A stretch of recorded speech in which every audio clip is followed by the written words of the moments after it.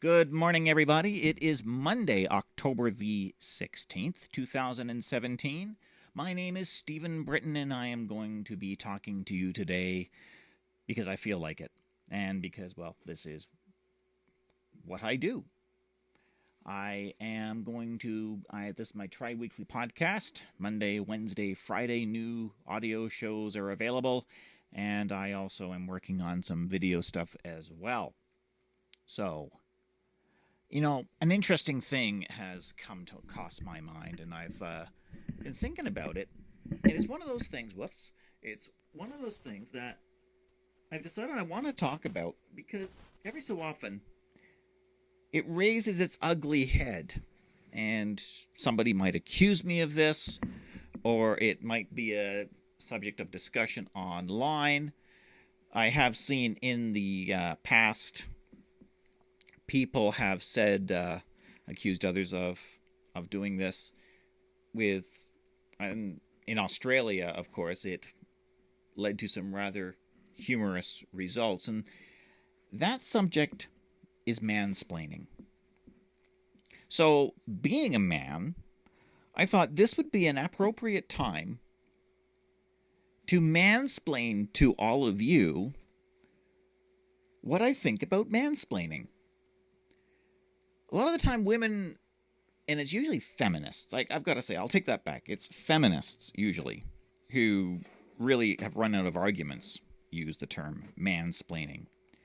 And, of course, they use the term mansplaining when they're having an argument with a man, and they're losing. Because it's really easy to end the conversation by accusing the guy of mansplaining to her. And, of course, what is it? Well, it usually involves some kind of veiled accusation that the guy is somehow being condescending to her or demeaning because he is talking down to her. Now,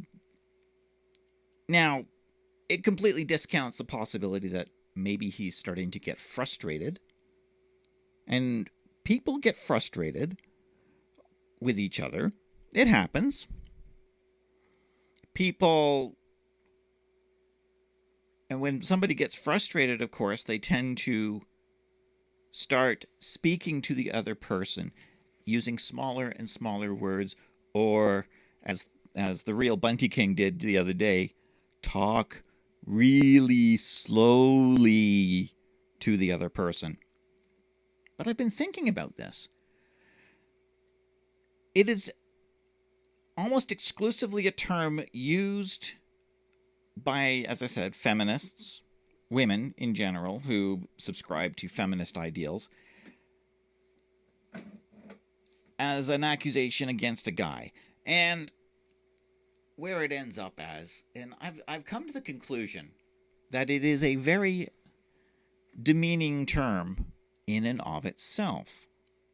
The very idea, the very term mansplaining is, by definition, a sexist term.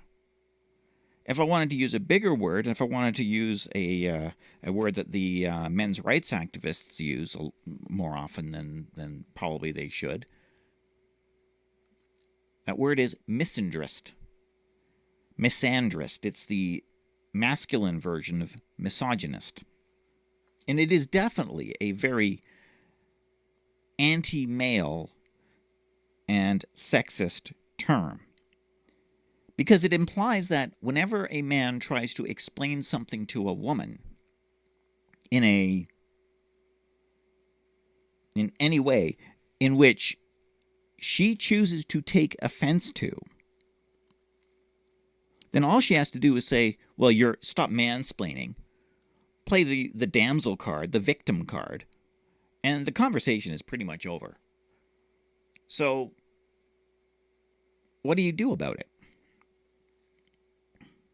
Well, ladies, you need to actually start to realize that men and women's brains are in fact wired differently. Now, that is not to say that the male brain and the female brain is completely different, but there's concept of the battle of the sexes, the concept of men are from Mars, women are from Venus, as some people have used the term, and I don't particularly like that one, but it's there. And just a thought for you all: the battle of the sexes would have been won a hell of a long time ago if it just wasn't so much fun to fraternize with the enemy. But the very idea of mansplaining, back to this here, women and men think differently. Women might, and I'm not entirely sure on this, but women seem to take a more holistic approach to problem solving and get involved with the feels, like the feelings of the problem and such. And men tend to take a more sequential, step-by-step approach to solving a problem. And there are situations when the feels approach works better, and there are other situations where the sequential, step-by-step, logical approach works better. And yes, there are times that men will take the feelings and the holistic approach as well, and there are times that women will take the sequential, logical approach as well. This is not a sure and fast way of thinking between men and women. Don't misunderstand me here. But that's the reason that's one of the things about men and women that makes us different, which is another reason that men and women have a tendency to choose different career paths. That's not to say that women don't go into the sciences, because they do, and there's been some fabulous female scientists and such over the years.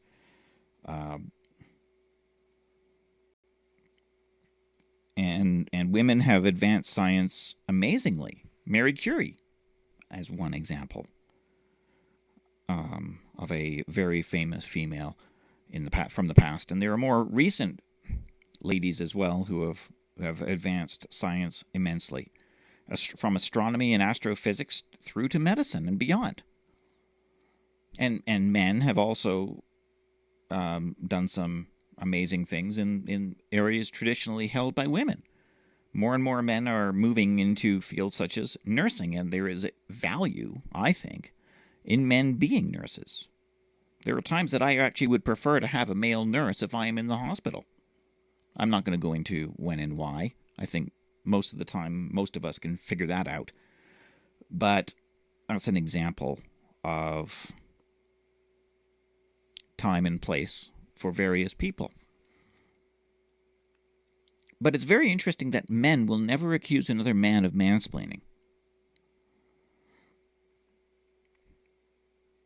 Because if a guy is talking to another guy, the whole point is guys understand each other's language implicitly because these are all guys talking to each other. And therefore, one guy will explain something to another guy and the other guy will go, okay, yeah, dude, you're being a bit condescending there. Change the way you're, whatever. Women, oh, you're mansplaining. And then they go and whine about it to their female friends, and they all pat each other on the back. And this is a generalization, I know. They go and they have their little cry together, and then they go and talk about how evil men are. No, not all women. Just the third-wave feminists. So, guys, what do you do? Well, I know what I do. When I get accused of mansplaining, I just turn it right round from now on. And I just call out the lady who's accused me of mansplaining for her sexism. Because that is inherently what it is. It is sexism. Putting the word man in front of the word splaining makes it a sexist term. Especially when 9 times out of 10, it is not being used in the correct context. It is being used to shut conversation down. And women, grow a backbone. Again, this doesn't apply to all women. This applies to the women who use the term mansplaining. The same applies for when I'm in a debate with somebody over a controversial subject which involves men and women try to take the issue away from the men and say this is a women-only subject, and because you do not have female parts, you don't have a say. Sorry, yeah. I am allowed to have an opinion. I do get a say, especially in the fields of reproduction. Because you can't get a baby without a guy. And if there's a guy involved, it means that there's a dad somewhere. And if there's a dad somewhere, that means until dad signs away his parental rights, dad gets a say. And that includes terminating the pregnancy.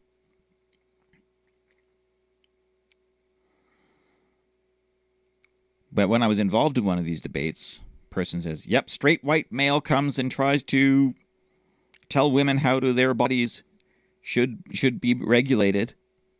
And I called the person out for racism and sexism because that was exactly what they were engaging in. They didn't like that very much, of course, but I won't put up with it. And most guys, I'm talking to you now, I strongly recommend that you don't either. The only way that we're going to stop this whole antagonism of the sexes, between the genders, is to call it out for what it is. Women want equality, and I'm all for equality. By the way, then women need to expect to be treated equally as well. And that means the bad comes with the good, unfortunately.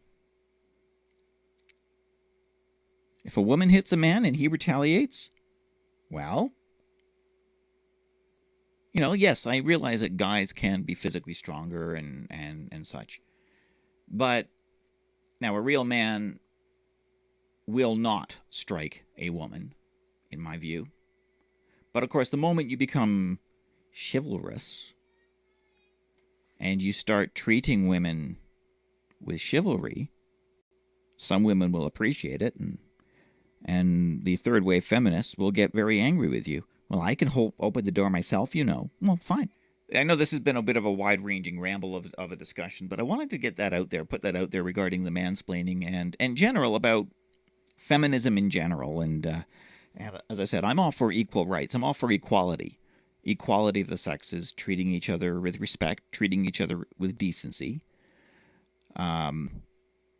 But when it comes to this third wave feminist, and the mansplaining and the victimhood culture and all that, I have no time for it, and I hope you have no time for it too, or either. And I hope you have no time for it either. So that's it. I'm done for the day. I'm done with the show for now. A bit of a ramble, I realize. Well, if you like it and you want to hear more of it, and you want me to have a little bit of a talk on some topics, you're more than welcome to send me a message and suggest some. You can find me on Facebook, Steve Speaks Freely. You can find me on Twitter at SCBritain. You can find me on minds.com, same as before, SC Britain. And of course, I'm also over on Patreon, and you can find me there with SC Britain as well. I've made it very, very easy for you to find me. So, and I'll be back on Wednesday, and hopefully between now and then I'll actually get some of these graphics that I've been working on rendered, and I'll have a video podcast up and on the air as well. So that one's going to be interesting. Canadians, you'll find this one extremely interesting because it talks about money. And, well, failing all else, I'll talk to you Wednesday.